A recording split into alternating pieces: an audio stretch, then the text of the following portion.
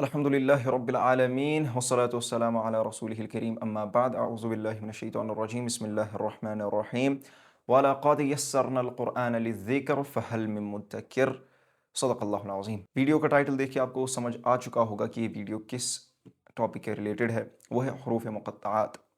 قرآن میں کچھ ایسے حروف ہیں جو پڑھے تو جاتے ہیں لیکن ان کا معنی معلوم نہیں، انہیں حروف مقطعات کہتے ہیں۔ مثال دیتا ہوں، سورہ بقرہ کی پہلی آیت ہے الف لام میم، یہ الگ الگ پڑھے جاتے ہیں۔ الف الگ پڑھا جاتا ہے، لام الگ پڑھا جاتا ہے اور میم الگ پڑھا جاتا ہے۔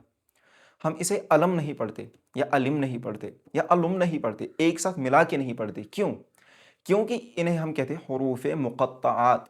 مقطعات کا مطلب ہوتا ہے کہ الگ الگ پڑھی جائے، انہیں سیپریٹلی پڑھا جاتا ہے۔ الف کو الگ پڑھا جاتا ہے، لام کو الگ پڑھا جاتا ہے اور میم کو الگ پڑھا جاتا ہے۔ قرآن میں کل 29 صورتیں ایسی ہیں جو ان حروف مقطعات سے سٹارٹ ہوتی ہے، جیسے الف لام میم صاد، الف لام میم را، کاف ہا یا عین صاد، صاد قاف نون یاسین۔ یہ سب کچھ 29 صورتیں ایسی ہیں جو ان حروف سے سٹارٹ ہوتی ہے۔ ان 29 صورتوں میں سے 27 صورتیں مکی ہے۔ مکی صورت یعنی جو ہجرت سے پہلے نازل ہوئی، اور 2 صورتیں مدنی ہے جو کہ ہجرت کے بعد نازل ہوئی۔ ان 2 صورتوں میں سے پہلی صورت ہے سورہ بقرہ اور دوسری صورت ہے سورہ آل عمران۔ پھر سے دہراتا ہوں، کل 29 صورت قرآن کی ایسی ہے جو ان حروف مقطعات سے سٹارٹ ہوتی ہے، اور ان میں 2 صورتیں ایسی ہے جو مدنی ہے، باقی 27 مکی ہے۔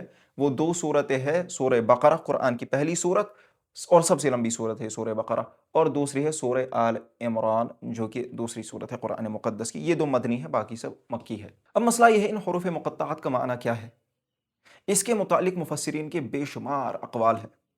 مفسرین نے اسے الگ الگ طور پر سمجھا۔ مثال دیتا ہوں، آدھے مفسر کہتے ہیں الف لام میم سے مراد الف کا مطلب اللہ، لام سے مطلب جبرائیل کا لاسٹ والا لام، جبرائیل کیونکہ وہ وحی لاتے تھے نبی کریم صلی اللہ علیہ وسلم پر، تو ان کا لام، اور میم سے مطلب محمد، یعنی اللہ تبارک و تعالی وحی بھیجتے ہیں بواسطہ جبریل علیہ الصلوۃ والسلام الی نبیہ محمد صلی اللہ علیہ وسلم، کہ اللہ جبرائیل کے ذریعے سے محمد صلی اللہ علیہ وسلم پر وحی بھیجتے ہیں۔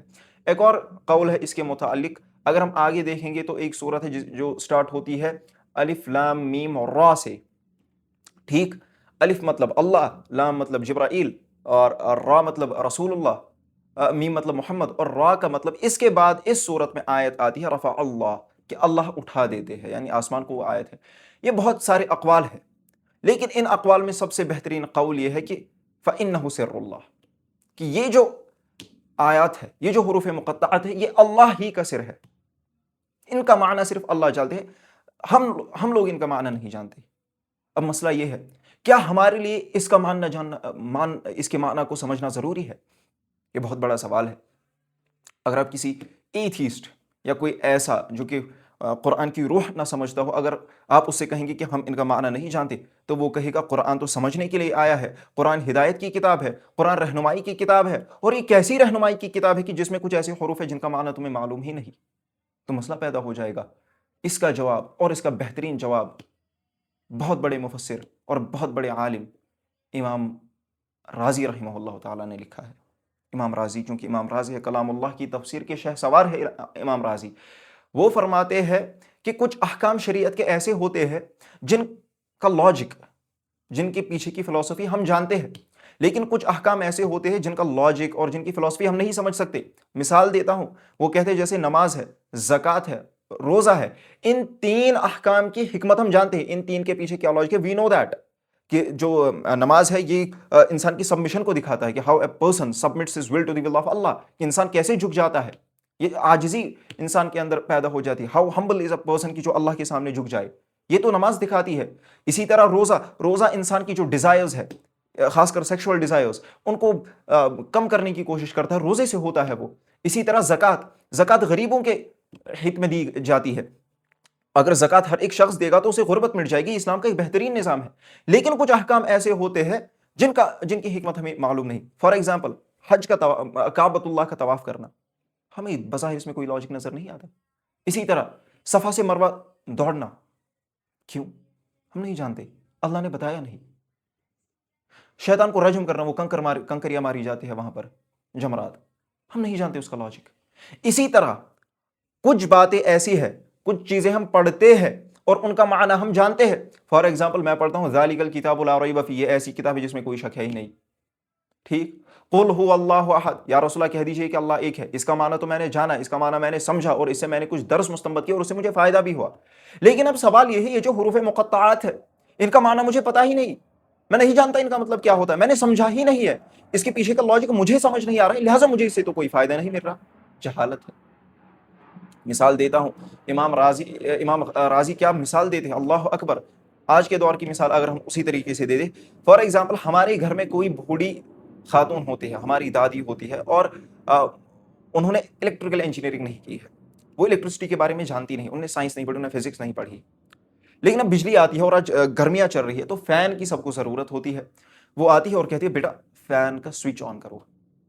کیا وہ جانتی ہے اس کے پیچھے جو کام ہو رہا ہے، کرنٹ کیسے فلو ہوتی ہے، کون سے فورسز اس کے پیچھے کام کر رہے ہیں، کیسے یہ الیکٹریسٹی جنریٹ ہو رہی ہے، کیا وہ جانتی ہے؟ نہیں، وہ نہیں جانتی. اس سوئچ کے آن کرنے کے پیچھے کا لاجک نہیں پتا اسے، لیکن اس سوئچ کے آن کرنے سے جو فائدہ اسے مل رہا ہے، یعنی پنکھا فین وہ ہوا دے رہا ہے اور گرمی دور ہو رہی ہے، فائدہ تو اٹھا رہی ہے نا وہ، ایون تو اسے لاجک نہیں پتا، وہ ابھی اس لاجک سے واقفیت نہیں رکھتی کہ پیچھے کرنٹ کیسے فلو ہو رہی ہے، لیکن اس کے باوجود وہ اس سے فائدہ اٹھا پا رہی ہے. وہ آم کھا رہی ہے، گٹلیاں نہیں گن رہی ہے. اسی طرح اللہ کے کچھ ایسے احکام ہیں جن کا معنی ہمیں نہیں پتا، لیکن چونکہ ہم پڑھ رہے، کیوں؟ کیونکہ اللہ نے ہمیں اس کا حکم دیا.